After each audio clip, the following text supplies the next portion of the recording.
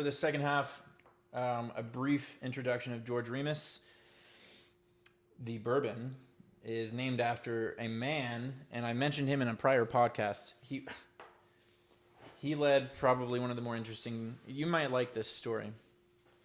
He was a lawyer during Prohibition at the very beginning, and through his studies revealed a loophole that allowed him to distribute liquor. Yep, I already like it. Love it, right? Mm-hmm. Within 1 or 2 years, he was responsible for 75% of legal liquor distribution in America. So immediately, incredibly rich. I mean, just gobs and gobs of money. Yeah. Rockefeller level rich. John D. Rockefeller. An FBI agent that had been assigned to his case eventually built up enough of a case to bring him down. He went to jail, as the law is supposed to do. So far, story is not that great. I mean, it's kind of cool that a lawyer figured out a loophole. I'm holding out for Dad to do the same. Yeah. The FBI agent falls in love with George Remus's wife while George Remus is in jail, and they form a relationship. The plot thickens. So as he's in jail, they not only try to get him deported, but they also try to root that money that he had sequestered away, because he had found ways, offshore accounts, whatever, what have you, to protect a good amount of his money, and they were actively trying to get it from him, and they were actively trying to keep him either in jail or deported. Deported? Where's he from? Well, he was an Italian immigrant, and none of that stuck. Eventually, he was released. The day that he was released, he was seen in broad daylight murdering his wife in a local park. Not a fan of that so much. So she died. He got probation. Because I guess his argument was that, hey, here's all the things they tried to do against me while I was in jail. Yeah. And the times were different, and he went on probation. FBI agent disappeared, and he lived a life of apparently chaste, sticking to the law. Legit disappeared, didn't disappear? Who knows? Into the Hudson. There's no notes. Okay. Whether he removed himself from the equation because he was fearful, or was forcefully removed from the equation, no one knows. Yeah. But George Remus led a full life, never wanted for anything. But yeah, I feel like that should be a story in and of itself. There should be some movies about this guy. But this is where the name came from in this bourbon. It's also from outside Kentucky, so you purists are still going to be butthurt. Talk more about that at the end. But what we identified in the short break was that we had missed some pretty key points in the father's role in a child's life, right? Yeah, so I think both the mother and the father, as parents, are responsible for kind of creating a bubble or a handrail for their children to then experience life. I think it's Galileo says that we cannot teach a man anything. We can only show him or reveal it from within himself. And that's, I think, as children, they're going to grow up to who they're, to be who they're going to be.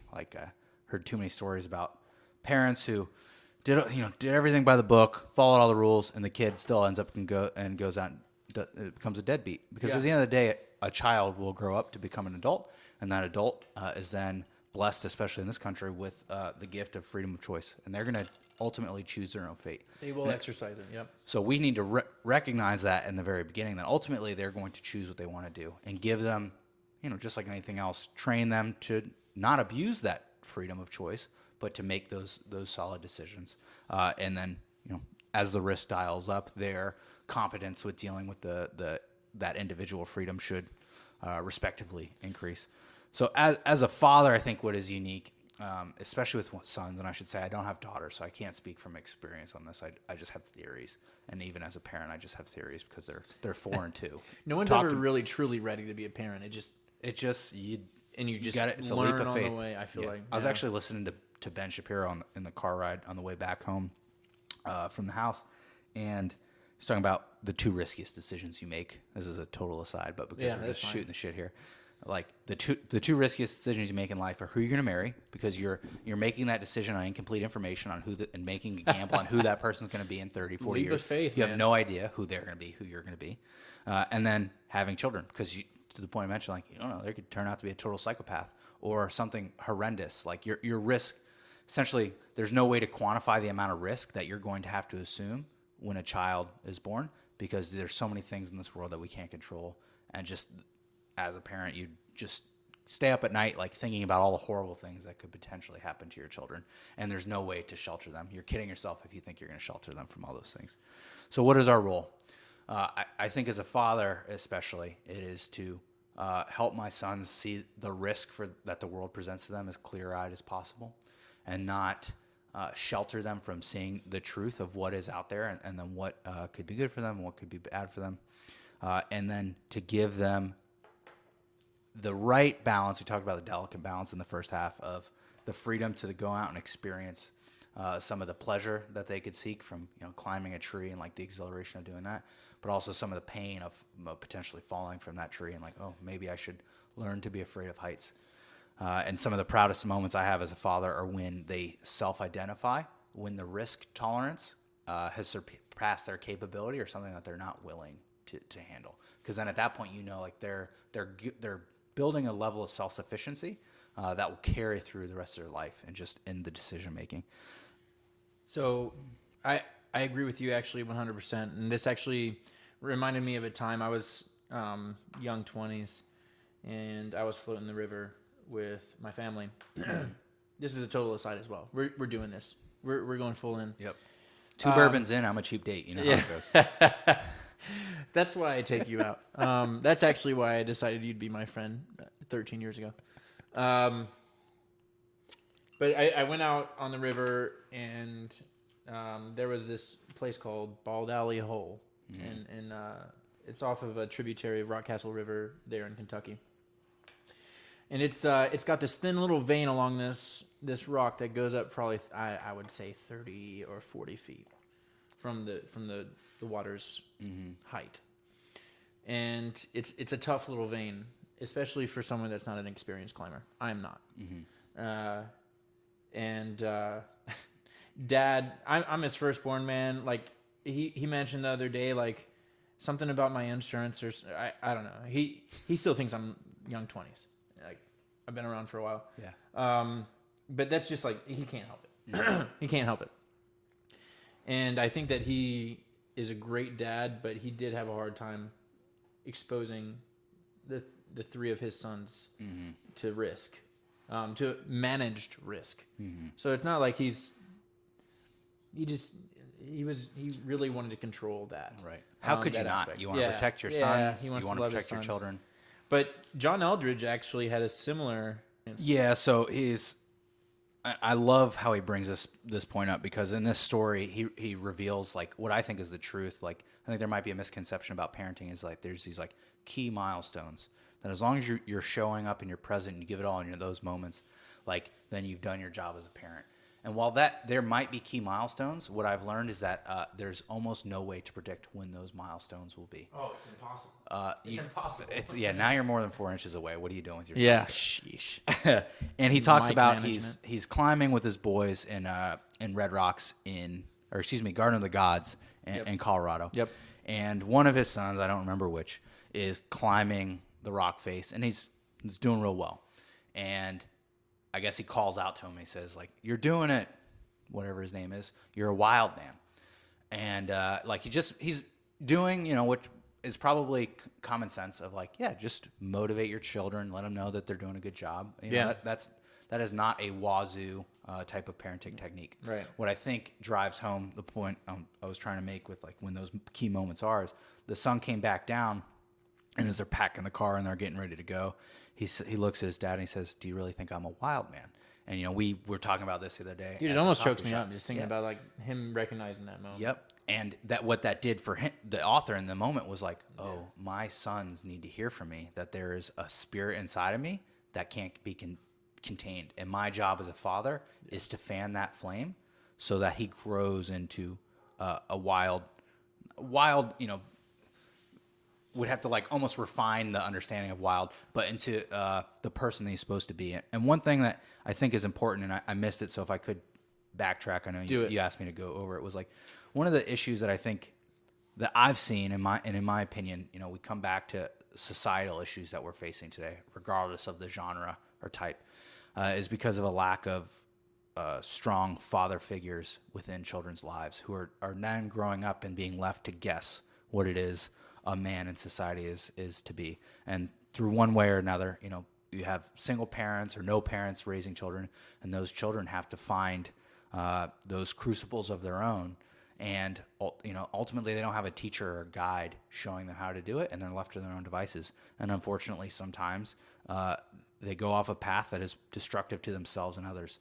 So you have people joining gangs or people becoming malcontents in society and not knowing. They're left to what? They're left to identify with one another. The blind leading the blind, with boys trying to figure out how men are supposed to be, or looking to TV or movies on how men are supposed to be. And we already talked about kind of how society tries to shape us, and maybe maybe that's not the best way to do it. So what ends up happening is you have these shadows of men that are probably doing things not out of a place of strength, but out of a place of insecurity and fear that ultimately becomes detrimental for not just themselves and their direct loved ones, but for society as a whole, which I think is, I won't reveal the number that I gave the book, but what's so important about the book in this day and age, not just for me as a father of two young boys now, but for American men growing up. That's what I was about to mention now. Well, not only raising sons, but also identifying within themselves some gaps. You did say it's never too late, and he talks about that too. It's never too late, man. You have to heal your own wounds first. Yeah, man. And it talks about that with relationships between men and women, that men can't rely on women. And this is, it happens a lot, especially with men that aren't raised with both their parents being actively involved. They've got some gaps. It just happens. But they then rely on their partner to fix them, and that's not fair. Right. It's unduly taxing on their partner to do that. Right. And you're not going to have a healthy relationship, or at least, like, as long as you continue to think that it's your partner's job to fix you, like, at best, it's never going to get good. I suspect that the best case scenario for a relationship like that of any kind, husband, wife, children, parents, is an enabling one. I think at best. And those are, I think you can have a level of functionality that comes with an enabling relationship, but you never have a maximization of who those people are supposed to be or what that relationship is supposed to be. Yeah, like I like to view, now coming from a man who is still, navigating the relationship scene. Like, obviously I'm not the one with all the answers, but I know what right looks like just based off of relationships I see where there's success, and it's teamwork, man. Like, you're on the same team. You got to remember that, like, there is a common goal that you guys are trying to achieve, and you're both working towards it. God, just to bring this all the way back, because I actually had a thought, and I remembered it while you were talking about the Garden of the Gods, like the little vignette. There was another book that I read, Green Lights by Matthew McConaughey, and he's talking about, he's at the University of Texas. He's studying something that he's just not enjoying. I can't remember. It was technical. Right. And he realized he had just gotten into theater or something, and he realized that he had a penchant for it. Not only that, but he loved it. So he was both talented and he loved it. And there's actually a point later on that I want to talk about where you're meeting passion with desire, right? And you're going to make some really a beautiful product. But anyways, he calls home to his father, who's like, the man's man. Yeah, he pictures him as like old school, like just he wears coveralls day in, day out type of guy. So he calls him knowing that it's about to be a fight, because he's about to tell his dad, hey, I don't want to be this. Oh, it was for lawyer. He wanted to be a lawyer. That's right. Yeah. That's what it was. It was very technical. He's about to tell him, hey, all that money you spent, because his dad was, funding it. I don't want to pursue that path anymore. And he said, Dad, I want to be an actor. And there was a long pause. And this could have gone so many different ways, man. And in fact, Matthew McConaughey said that he expected it to go poorly. And his dad said, well, don't half-ass it. Yeah. And like, dude, that's one of those moments where you realize, like, you can hear in your son's voice or someone that you care about's voice that this is clearly important to them, and you got to feed that. and his dad recognized that. His dad being, very at times selfish, man. I don't know, just saw a moment where he realized, oh, this is a moment where I can build my son up. And Matthew McConaughey said, like, this was like the launching pad for me. Him saying that was so empowering, and it gave me the vitality to pursue this 100%. So I mean, a father's role is just undeniable, I think.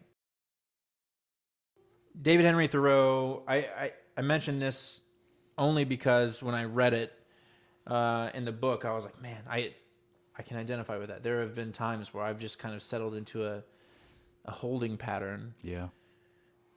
And I realize that I'm not very happy. And it says the mass of men lead lives of quiet desperation. Yeah. Henry David Thoreau, he was a little bit of a dark character. Let's be clear. Lived out in the woods by himself, maybe a little bit far on the extreme. He was on the far end of that. But we can learn from all ends of the extreme. Yeah. And so he mentions that because like we don't recognize our full potential. And John Eldridge, the author, goes on fairly soon after that quote that he utilizes to say, desire reveals design reveals destiny. And it basically means like, if you don't follow your heart, you're not going to realize what you're here for. Right. And that point, that's kind of, again, where I think we probably differ a little bit in our interpretation of the meaning. I do think that has a spiritual and religious aspect to it. I mean, design, I think he means it purely in the Christian sense of like intelligent design coming from the creator named God in the Christian religion, and then destiny being like a term of fate.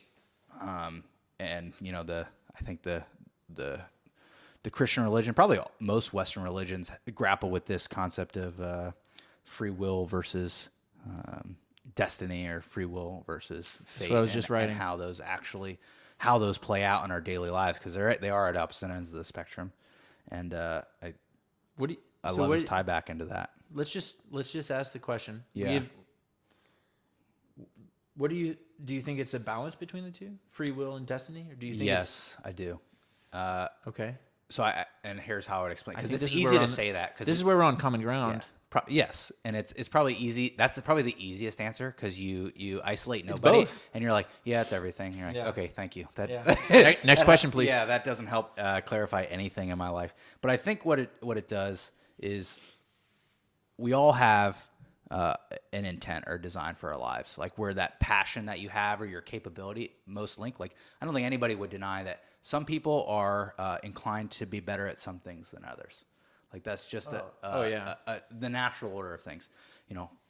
Some people are 7 foot tall and probably really good at basketball. Some people are 5'2" and maybe are hella good at gymnastics or wrestling. Or some people are more inclined to do whatever. Yeah. Sport's an easy way to highlight those examples. So we have those kind of confines, if you will. I don't mean them in a negative way, but of like, hey, this is where you're probably best suited. I think that has fate and design written all over it. However, God imbues us with the act of free will, which is we can choose our own destiny. We can choose to accept God as he is. We can choose to accept those talents, if you will, within us, and then leverage those in order to pursue a happy life. Or we can say, no, I don't want to do that. I want to do something different. And in my opinion, where we match into the natural order of things, where like the pinnacle of our capability and our passions lie, really greatness ensues. That is, in my mind, like you could draw on the same X and Y axis, free will versus fate. Like where those two intertwine is where the nexus of perfection and that fine balance exists. And that's, in my mind, how I think about those two. Yeah, so I'm not very different from you. So I think that we're splitting hairs if I were to try. Split. It's just like, okay, let's start 5 years ago. Didn't think I'd be in the military still. Let's start 2 years ago. I don't think that I would be in this branch that I'm in. Mm-hmm. In about a year, I guarantee you that I'm not, I know that it's not going to be the place that I originally thought. And I know that everything that's happened is not in large part, but I don't know. I'd say there's like some external factors. Obviously, the world is going to rotate no matter what I do. Right. But I think that if I put my mind to, and I actually have attributed this to, I keep going off the path, but I've attributed this to a lot of things. I think that anyone that wanted to go to the Air Force Academy, if they had determined that early enough, could have done it. Right. I don't think anyone's special. And I think there are some people that are, obviously, I don't know. I think free will is always going to overcome. Hard work is always going to beat talent, in my mind. Yeah. Do you get what I'm saying? I do, and I just disagree. I don't think That's always. cool. I think the gray area with which it can and cannot is extremely nebulous and hard to define. However, I will say, so Brittany works in the special needs community. Yeah. Some of those, pediatric especially, like some of those children will never go to the academy, play an MBA. Like it's not due to a lack That's of such hard work. it's such a small percentage. So I guess maybe I'm applying it to general Yes. students. I guess where I probably could meet you halfway is there a large part of society that fails to tap in to their actual maximum capability because of a lack of willingness to put in hard work? Yes. However, I do think there's a limit to what that hard work can bring.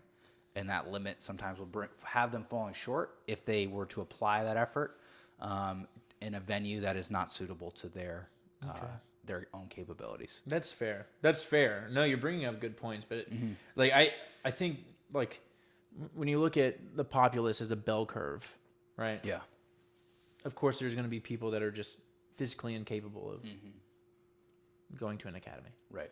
or there's people that are just too far beyond the academy and they have bigger and better things to do. Like they're already, the people that are already in some sort of lab figuring things out, right? Yeah. So they're on the top end of the spectrum of intelligence. Because I would equate something like the academy with somewhere where intelligence and hard work meets. I think like 80%. And I'm saying 80%, and that's just me throwing something against the wall and seeing if it sticks. Yeah. So the majority of people, Dude, if they applied themselves, I agree. I think. That's where the academy is probably a bad example because I think it's pretty an unremarkable place. Having gone to it and then exited, Yes. but like for anyone that hasn't been at the academy, I'm sure like Air Force Academy is consistently top 10 as far as academics go. Yeah, I don't give any. I don't. No give one any that's been credit. through it, Yeah. like anyone that watches this and has been through it, like you can be like, oh yeah, this is bullshit. But I don't know. Some people probably wear that with pride. But. yeah, well, they're outside the bell. And I think so. To tie it back into the book, Yeah. and to parenting and to fatherhood. Yep. I think the job of the parent is to fine tune where in that bell curve within the 1 or 2 standard deviations that a child can live. Because recognizing that we're all average at least something, we're below average in something, like where we can like help us again just find our way in the dark of like where our talents actually lie and how to tap in to that potential of hard work that we actually all possess in order to meet that. Otherwise, that is an extremely hard thing to fine tune on one's own. And the people that have done it without guidance may be the best of us in society. You remember something that you said about? I'm gonna bleep that out. Yeah, that's fine. Child. You remember something that you said about one of your children? We'll just call him Child 2. Yeah. So one of his children has got like when we're talking about free will. This man's got free will. He's got wildness in his eyes. and you were like, there was going to be this weird balance between you being incredibly frustrated with him and also incredibly proud of him. Yes. That led me to a point, something that I mentioned this in a discussion that we had, and it's let people feel the weight of who you are and let them deal with it. Yeah. And that's something that like no one really does. Everyone's kind of tiptoeing, man. Like in social interactions, it's always, how can I make this smooth as possible? So I can appease the others. I do it myself. How can I? Oh, I do too. Yeah. And then I realized afterwards, like, oh man, I was not truly myself in that interaction. Yeah. And I think that one of your children is going to be really, really solid at it. And I think that that's going to make him like a very he's gonna have some like very cool effects on everyone that he's around. Yes. He's gonna empower other people to be their true selves. Yes. Because he's so fiercely himself. Yes. I honestly don't. I mean, this kid is young, so for us to say this, like, and that's the interesting thing about kids is like they actually, rather than us shaping, I think more so what happens is they, and I think this is probably where the fate piece comes in. They start to reveal their own character. It's not. I really don't think anything that Britt and I do really are shaping some of those behaviors that we kind of that we're kind of alluding to. I think to a small extent it's the nature part, but the nurture part. I think to a larger extent it is the nature part shining through. You think so? Yes. So it's more nature versus nurture? Yes. I honestly I do believe that. I mean, now that you've had two sons who are fundamentally different. Yes. Yeah, I mean, put it this way, like before child one goes to school every day, I tell him three things. I say, be true to yourself, be kind to others, and have fun. Be true to yourself first, because it is just that of like, I mean, to me, he doesn't. Well, I think he kind of requires that. He does. I think he does require that, and it's also an important part of like we were just saying, like, Jesus, we're full grown.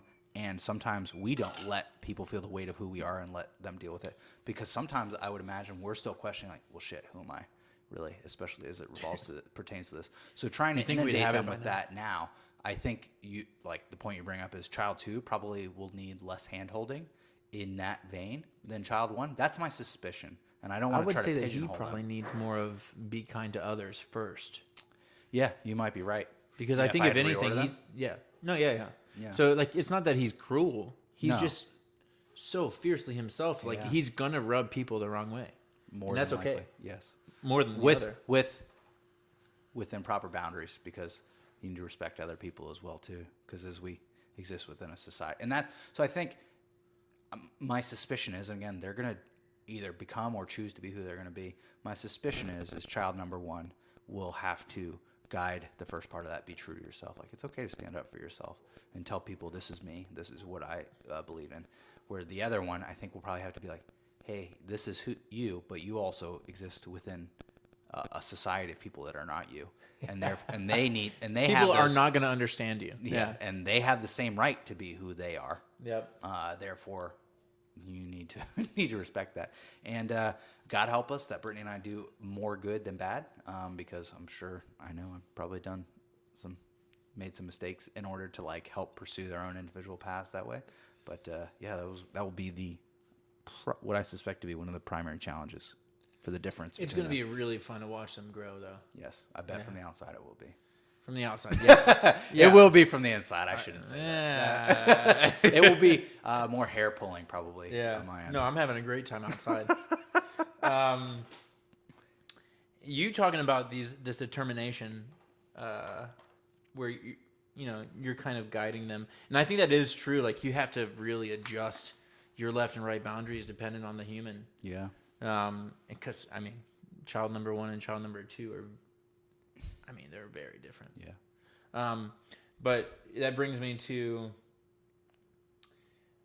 and this is for, I mean, it could be for children that are just now hitting that decision-making point where they're suddenly in college and they have to figure out what they're doing for the rest of their lives, which is kind of unfair. Yes. And that could be another podcast in and of itself. Yeah.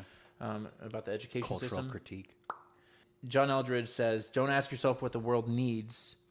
Ask yourself what makes you come alive and go do that, because what the world needs is people who have come alive. And I feel like that's one of those more powerful quotes, because there's going to be about 3 or 4 at the end of this video of some of my favorite quotes from the book, and they're sourced from your Teddy Roosevelt's or your Henry V. It's going to come from the Invictus poem, just some of my favorite poems or quotes, and they're one of those things where you read them and you're like, oh man, it kind of invigorates you. Mm-hmm. You sit there and you feel that blood pump in your heart. You feel inspired. And that's one of those. That is one of them. Yeah, and it's just like this was a good book. If I had to rate it, God. I'll rate to the rating. Yeah, so I think this is one of those books. It's an azimuth check. You've kind of you've lived your life. Mm-hmm. You kind of just taking it day by day. Yeah. You read this book and it forces you to take a step back. Yes. Just take a look at the big picture. Say like, all right, am I actually headed in the right direction? And that's it's valuable. It's immensely valuable. Yes. And man. So the highest I've ever given a book since I started this podcast was 4.1. That is nitty gritty. 4.1? I didn't realize you did that. Okay. Yeah, no, I get into the depths of it. Why not just do it out of 100, dude? If you're gonna start breaking it down. Yeah, well, now that I've started, so for Wild at Heart, man, I've done that with the bourbons too. Yeah, you'll see. It's your show. You do as you wish. It is my show.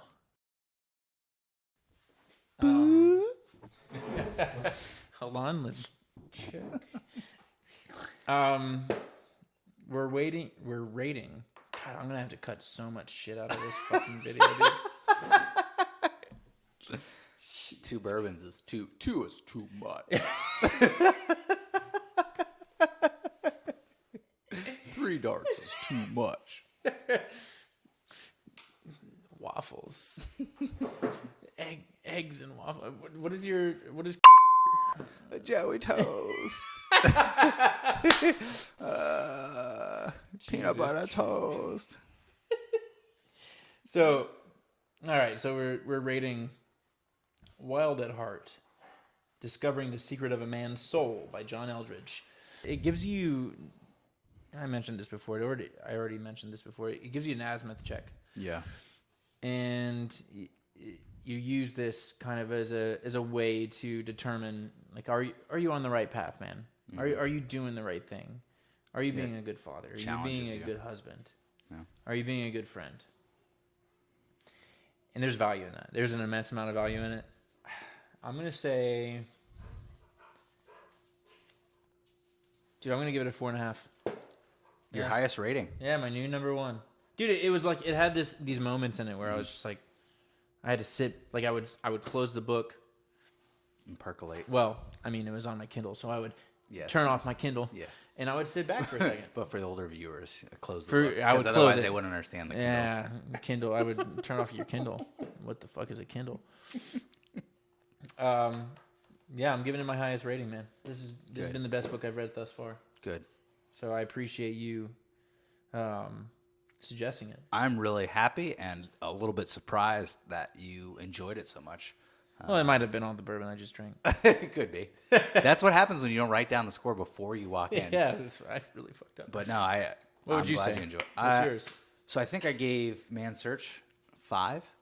Man's Search for Meaning. You gave it a 5 because it was one of those top 3 or 4 books that you could just go back to. Yes, that I've read multiple times that I would go back to. For much the same reason you're talking about, is just like vector check, making sure that like I'm actually applying some of the key beliefs in my life. So below that, if we're doing the point system, man, I'll have to agree. I'd give it probably like a 4. Like just below. Wow. So I went higher on something that you went lower on. Yes, and I think probably because some of those lessons are repetitive, and he does it. I mean, he was an actor prior to, so in a very dramatic way, which is good because it elicits the response that you want, like probably a reason to like sit and ponder those things. Yeah, because I'm looking beyond. I'm very not spiritual, and the latter half of this book, is nothing but right. Which is why it's surprising. Hence the surprise of like. Well, because I think the lessons remain. Yes, and like it's very easy to separate, because like to me the Bible is like a really good morality check right now. Yeah, like that's where I'm thinking. That's my thought process right now. So I can see this for what it is. Because it's so short, I'd say even if you're just looking for something like you said of like a check on reality on who you are, who you think you want to become, whether as an individual or as a a person within a relationship, like it's probably there's a couple key nuggets in there that are probably worth getting out for just such a short read. But as soon as I saw the name, that's why I picked it up. I mean, it's from, let's see, it was from somewhere in Indiana. Lawrenceburg, Indiana. So 2 bourbons from outside Kentucky. They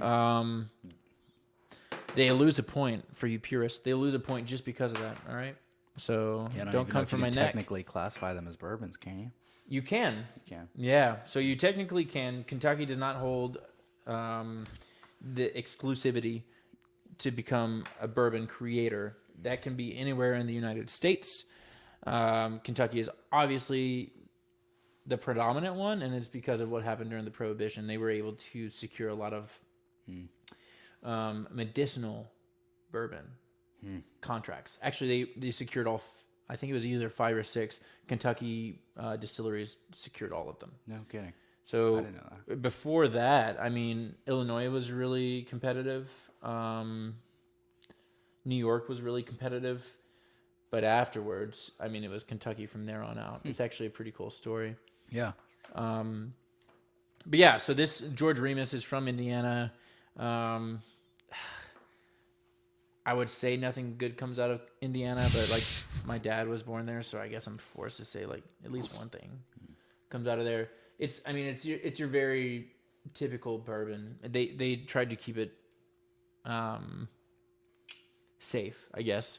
To me, so it has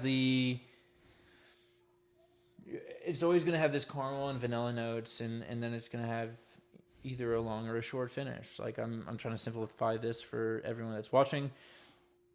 I already know that I like this one a little bit less than the Winchester. I don't know how you think. Would you agree? It's bourbon. It's all bourbon and Nick.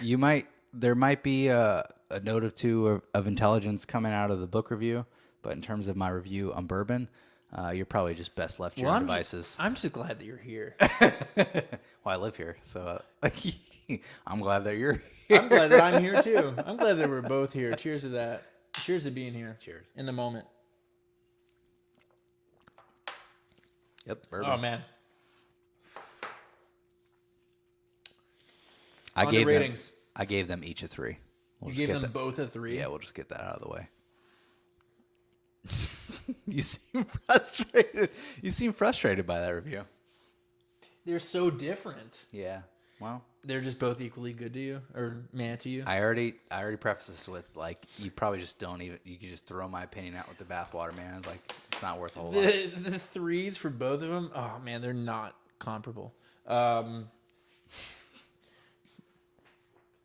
I gave Winchester a 3.5. I gave old George Remus a 2. Wow. Yeah, that's a disparity. It's a pretty, yeah. Okay. I guess I derived some satisfaction knowing that I got you the Winchester. Oh, yeah. No, you won that. You won that battle. I just got the George Remus because it had George Remus, and I knew that story about him. So it kept me, it locked me in. And that's what, I mean, good for them. Good for Lawrenceburg, Indiana, man. Yeah. They tricked me. Yeah. I should have known. Indiana. I'll just give this one to the boys. They can finish that off. Yeah. Just store that for when they go through their crucible. Yeah. Keep you warm on winter nights. Final thing. I mean, this is the final thing. Okay. We've given all our ratings. I wanted to read this quote from an Army captain. It literally didn't give a name. It's from the book. And I guess it's about the thing here. I mean, obviously, I'm going to identify with because it's about the American Army. But what I identify further is when you give a man free reign to execute what's needed to be done, they're going to be effective if they're given the tools. So the quote is, I began to realize something about the American Army I had never thought possible before.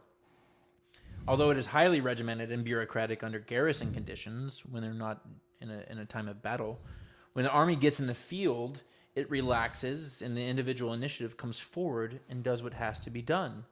This type of flexibility was one of the great strengths of the American Army in World War II.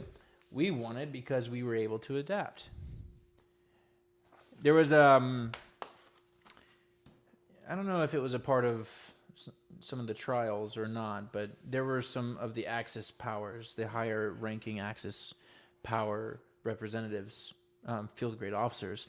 They were interviewed after the war, and they said, how was America so effective? And they said, the American soldier is so effective because he doesn't know his own doctrine. And I thought that was hilarious and also kind of bitter. I mean, this came from the Japanese, it came from the Germans, it came from the Italians. All three of them said that the American is so effective because it can't be anticipated what they're going to do next because they don't know their own doctrine. I would counter with, we do know our own doctrine, we just sometimes choose not to follow it. Yeah. Because the situation is going to call for different reactions. Never put rules above reason or policy above people.